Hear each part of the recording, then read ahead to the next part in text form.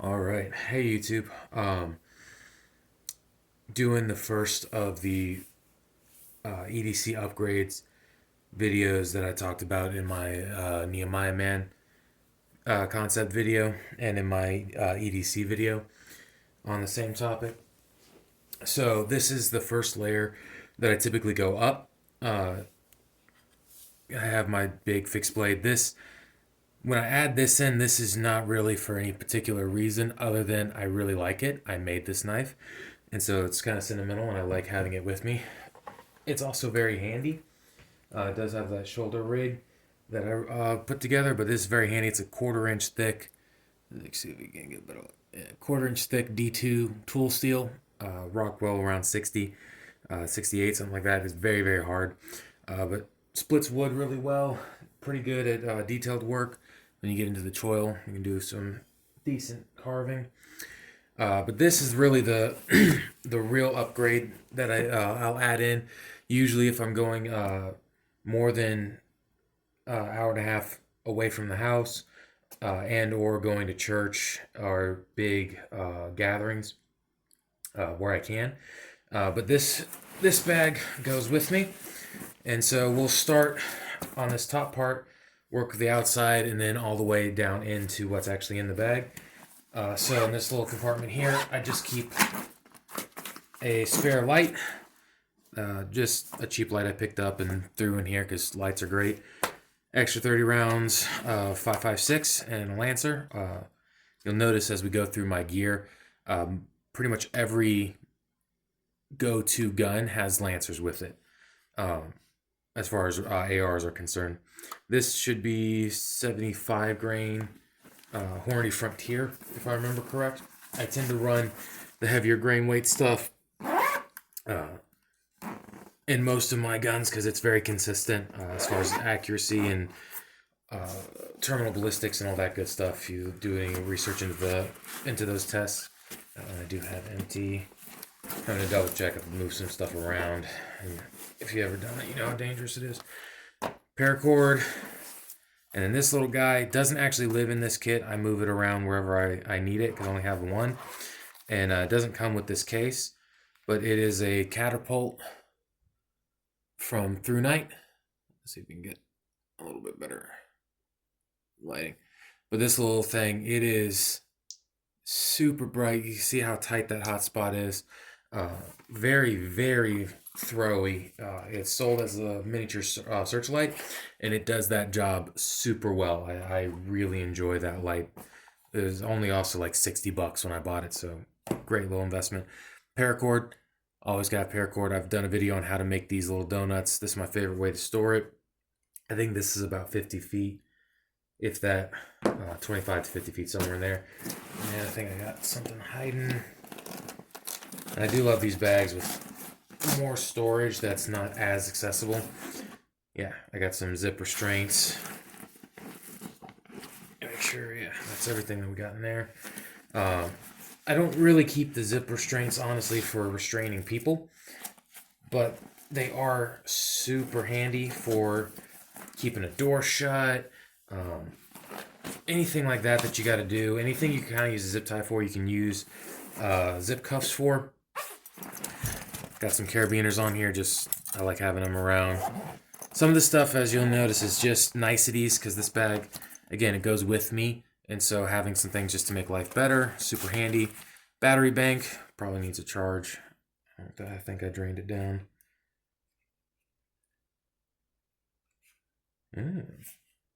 Yeah, I gotta get this one charged.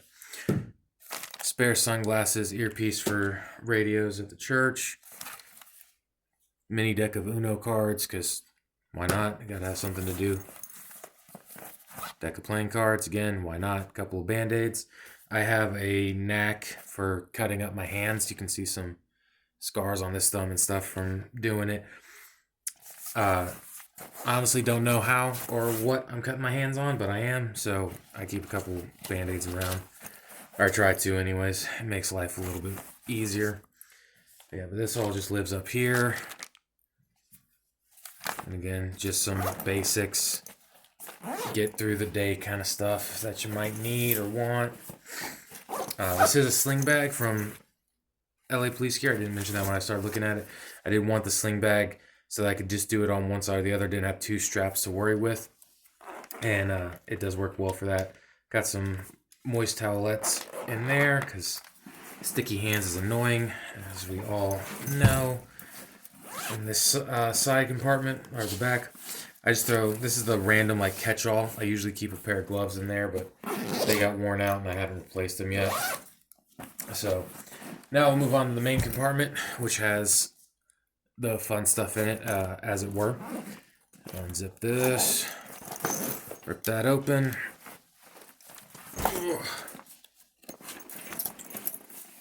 Sorry, this is a whole lot easier to do when I'm not trying to mind the camera, you know? So let's start up here. I normally have two Slishman devices in here. They're a pressure bandage tourniquet deal. Very handy. Again, this bag goes with me to church. I lead the safety team. Our primary objective is to keep everybody safe. So we deal with the medical, we deal with all that kind of stuff, as well as being ready, obviously, for any active shooters or anything like that. So I usually have two in here. I wanted to add a couple more, but I gave one of these to a buddy because he's a missionary and could use it. So when he sees this video in March, he'll know exactly what I'm talking about, if it made it in with him. All right, so then in this main compartment, I have this little beauty. Call her Ecclesia. 20 round, again, Lancer mag. This is Spear Gold Dot, 55 grain. Out of this short of a gun, the 55 grains at the distances I plan on using this are super handy. So let me slide this bag out the way for a second. We'll go over the gun. All right. So as you can see, super simple AR pistol. Got a Sylvan Arms Gen 3, I want to say. It's either Gen 3 or Gen 4. Folding adapter, SBA 3, Strike Industry sling. Charging handle came with the upper. This is a, oh, don't get me in line now, hang on. Brigade Armament, that's what it was. Brigade Armament lower. This is a basic, I got this lower for super cheap. This is unbranded AR, that's what it was. Sorry, Brigade Armament upper, not lower. This is, all this is just kind of like what I could find on clearance lower stuff, so just mil spec basic stuff. This I liked because it's a little bit more vertical of an angle, as you can see. This is also being a little shorter than normal, and normally for my hands, it's a little cramped, but I wanted something that slid in and out of the bag nicely, and so that met that criteria. For iron sights, or for backup sights, I got a set of Ruger flip-up sights. Not my favorite sights, honestly. They're not the worst, but they are honestly not as nice as the Magpuls, so definitely worth paying the extra money for those. This is a Hollow Sun 403B. This was the first red dot I ever purchased. It was on my main 10.5 AR for the longest time, and I upgraded that one, so it's been jumped around from a couple of different guns and now lives on here. As you can see, it was on a gun that was spray painted at one point. Here's how I got the slings put on, just with some paracord, because I didn't like the QD and I didn't like the noise. It was too bulky and all that, blah, blah, blah. Streamlight TLR, not TLR, sorry. Streamlight Rail Mount 1. This is just a 350 lumen weapon light, but it works really well. I've not had problems with it. Again, this was on my first AR and has been going ever since. Actually, on my, like, both of these were on my very, very first AR that I built in 300 Blackout. Then they moved from that to my second one, my primary 5.56.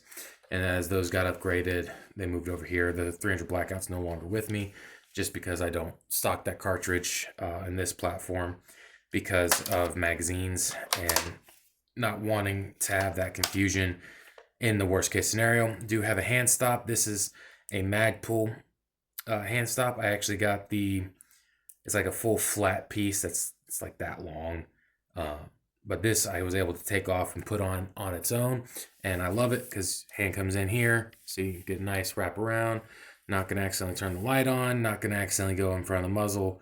hands nice and protected. Even if for some reason I'm shooting lefty or somebody else shooting lefty, I really don't want to try that. You see how close my hand is to that ejection port. But anyways, that's the gun. That's my first step up in firearms. Like I said, it usually goes with me to the church and to any trips over about an hour and a half away. I'll usually throw that in the truck with me, and it'll walk around with me, ride around with me, whatever I got going on, whatever I'm doing. Then I do have this little guy. I got that pouch for a ridiculous deal on Bowtech's website. It was literally like $250. So I was like, I can't pass that up. I'm buying boots anyways. Might as well bring that with me. There's the gloves I was looking for that I told you about. They got moved into a different spot in the bag. This is something I started doing not too long ago. It's just some toilet paper, another zip tie. But we'll go over this little med kit real quick. And it's literally just the basics. So we got some tape. Up here I've got some nitrile gloves. They're a pain to get in and out, so I'm not going to do that. And then down here we've got compressed gauze, chest seals, all that kind of stuff squeezed in here. So super stripped down, super basic. Just something to have a little bit of medical with me, and I'll show you how that goes in the bag. I'm going to bring the bag back in here. So this just sits down. You can see why it's bent. It sits down here at the bottom, and then the gun sits on top of it like that. I wanted to keep this kit as streamlined and clean as possible because the focus is just being able to bring this with me in a very discreet manner. And so I don't want a whole bunch of stuff floating around that can mess with the stuff on the gun, jam the gun into the bag in some weird way, or cause any problems really. So we just went with a stripped down method here. And then, and from here, the next video I'll put out will be on my my go-to 5.56, that kit and that setup, how it's always stationed. Because remember, the idea with all of this is less about how most people think about the Minuteman and more about being like a Nehemiah man, always ready, having kit that even in the worst case scenarios, if I have to live with it, I can still work, I can still do the things I have to do on a daily basis and have these increased capabilities over what I carry with me nearby / on hand. So that's kind of what we're getting at with this setup, and the setups you'll see in the coming videos of the 10.5s and some of those other kind of things. And I'll mention when I get to like my plate carriers and stuff like that, my 308 setup. But yeah, I appreciate y'all tuning in. Let me know what you think. If you got if you do something similar, or just have a good discourse in the comment section below. I really am doing these videos just to get people to think and to start talking about some different concepts and different setups and ways that we can be better prepared, better protectors, better men for our families and our communities, and really change the way the world is going as much as we can before the Lord comes back. But anyways, I appreciate y'all's time. Y'all have a good one. Peace.